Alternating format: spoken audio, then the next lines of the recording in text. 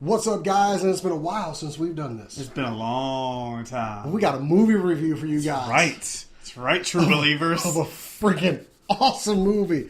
We literally just got out of Guardians of the Galaxy Volume 2. Dose. And flat out, it's great. It's amazing. It's wonderful. I'm actually really concerned why a lot of people were saying it wasn't as good as the first one, because I didn't see anything wrong with it. And we were talking like we're getting a lot of these Marvel movies now, and it's almost like one of those like, oh, which one's your favorite? At this point, like I said, I just want them all to be good. Yeah, and most of them are. And this one is too. This is really good, and I love it because it.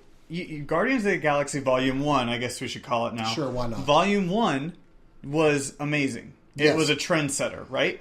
Volume 2, it just kept on going. For a movie that built a really good foundation with number one, man, they built it up this time. And with the cast, the story, everything just really fit on this movie. No low points at all. So anyway, we do have a system we go by. We're going to do this on. So we're going to start with story. Okay, so it is more of an original Marvel story, which I like they're able to tell those stories with some creative license. They're not necessarily dependent on the thing, which is why I was kind of glad they went with the Guardians of the Galaxy franchise anyway.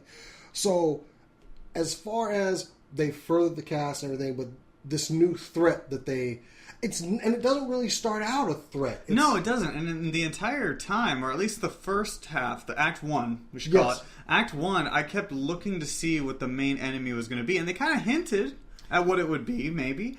But it didn't really surface until Act 2. And that's whenever you really started to understand that things are not as they seem. And when you look back, there are little things at the beginning. Pick up on those. Yeah, they definitely foreshadow what's going to happen. But as far as this new threat that they face, which honestly, when you look at the scope of other teams, you get why they're the Guardians of the Galaxy. In fact, they're more well known in this. Apparently, they've been doing great things in the time they've been together, which you don't really get an idea of how much time has passed between the first and second movie. Maybe time passes differently in space. Possibly.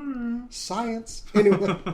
No, you're right. You're 100% right, because at certain points in the movie, they start to talk about and reference the fact that these are the Guardians of the Galaxy. You don't mess with them. Otherwise, you'll face the full force of whatever the galactic police force is. Nova Corps is pretty much in their debt still. So yeah, and you have those elements. They didn't just start out telling a new story. They had so much from the previous film. They expanded so much on just this massive Marvel universe that we're in space now. Yeah, this is no longer just planet side. And the stakes are a lot bigger. Yeah, they are. And it opens itself up to a lot more things. You know, different animals, different aliens, different species, different everything, different magic, just all kinds of amazingness that you wouldn't have had in Iron Man or anything like that. So that's one of the things I love about it. You're right. The stakes are dire. Almost every time I watch a movie like Guardians of the Galaxy, I feel like that's real. Like, the stakes are just, it's either win or lose, and if you lose, the whole universe is destroyed. Versus if I watch like a Captain America movie, it's like, okay, well, maybe the government's been taken over. I can't wait to see them interact now. Yeah. I can't wait to see the Avengers and the Guardians interact now. So, story-wise, it's engaging. It keeps you involved. You don't want to take a pee break. Yeah, no. And it doesn't feel long. No, and it's actually, I forget what the runtime is on it, but I'm pretty sure I'm going to put it in letters or in text here. Yes. That'll say how long the movie is. It does not feel that way. No. And this was actually my second time viewing it, spoiler alert, and it still felt good and fresh. I'm honestly ready to see it a third time. Yeah, I'm excited too. I'm ready to see it too, also because I would rather a theater that has good audio versus the one that we had. The one we had a surround sound issue. One side was off. One side was off. The other was fine. And it was funny because we watched it in IMAX and it was like earth-shattering sound. And I'm like listening. I'm like, that's not earth-shattering. But it was like the surround sound. One side was like just like a fraction of a second. And you could hear it. And it really affected the music. Because the music in this movie is as great as the first one. Yes. And I think the music, they tried to give it more of a spotlight. in this one to highlight certain events that were going on. Whoever did the music, it really fit every single mood. Which I know we didn't even say anything. The music is awesome in these movies. Just as good. I mean, I have Guardians of the Galaxy Volume 1. Mm-hmm. I need Volume 2 now. Yes. And, maybe on a Zune. Oh my god, yeah. Okay, anyway. Spoiler. God, Zune.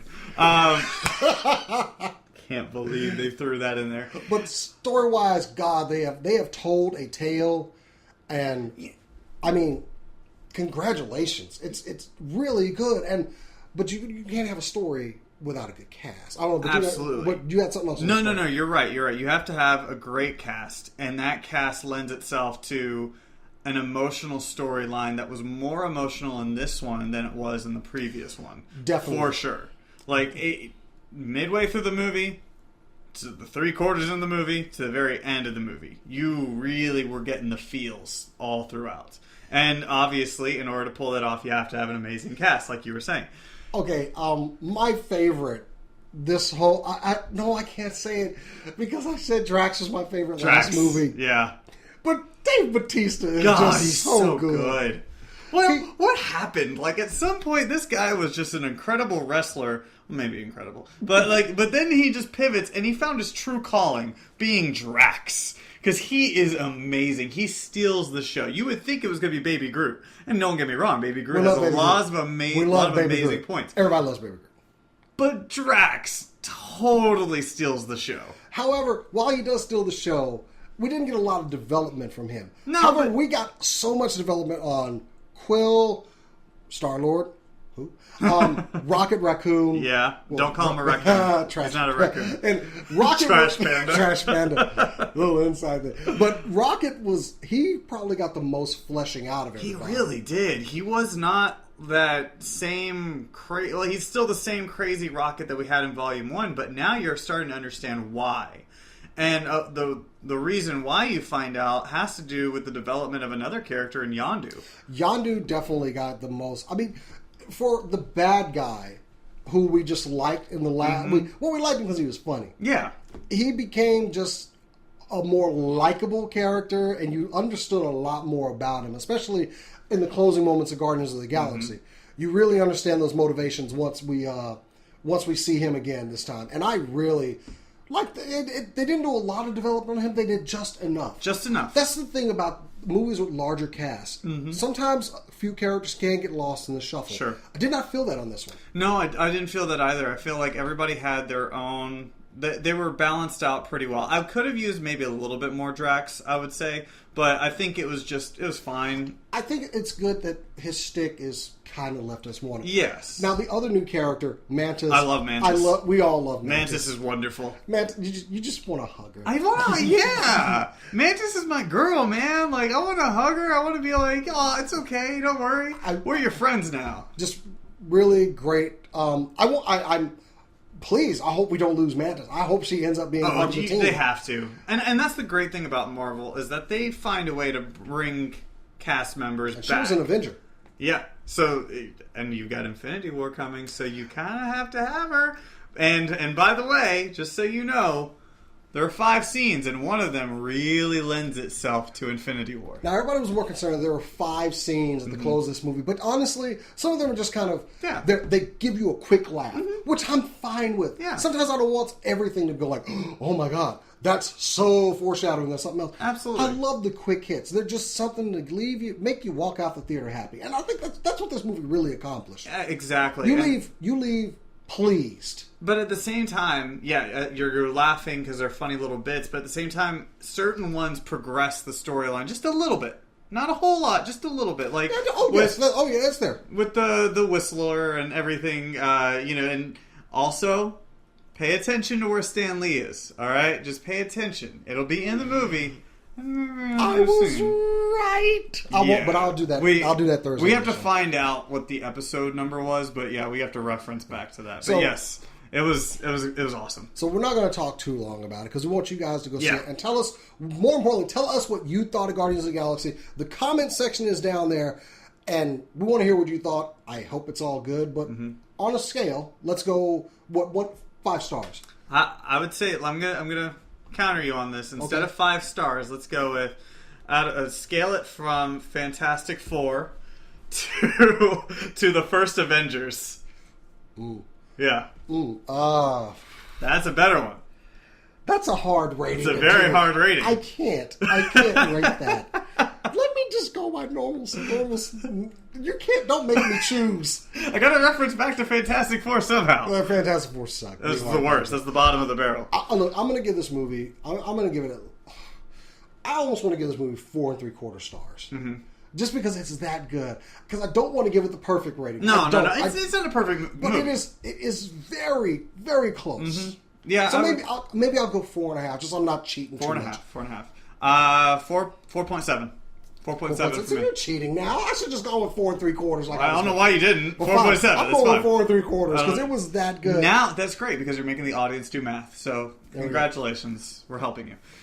So honestly, yes, go see the movie. Mm-hmm. It is worth rewatching several times. Absolutely. I see myself going back to this, and also for little things. Please keep an eye out on so many little things, little bits of fan service they just throw all throughout this movie. All over. James Gunn does an amazing job with that. And I loved that's his brother that plays the rabbit. Sean Gunn, I believe so. Yeah, Sean Gunn. I love Sean Gunn. Yeah, he really came from the days in Gilmore Girls. I have liked Sean Gunn. Like seriously, give him some type of just award just for being awesome for this movie. Yeah. But okay, that's it. So Guardians of the Galaxy comes out this Friday. Guys, I hope you enjoy it. Please let us know what you think. And one more thing. There's a big debate on right now, or at least a lot of people have been questioning me about this. Is it worth seeing it in 3D? Is it worth going to IMAX? Is it worth everything? Or is it better just to see it in 2D?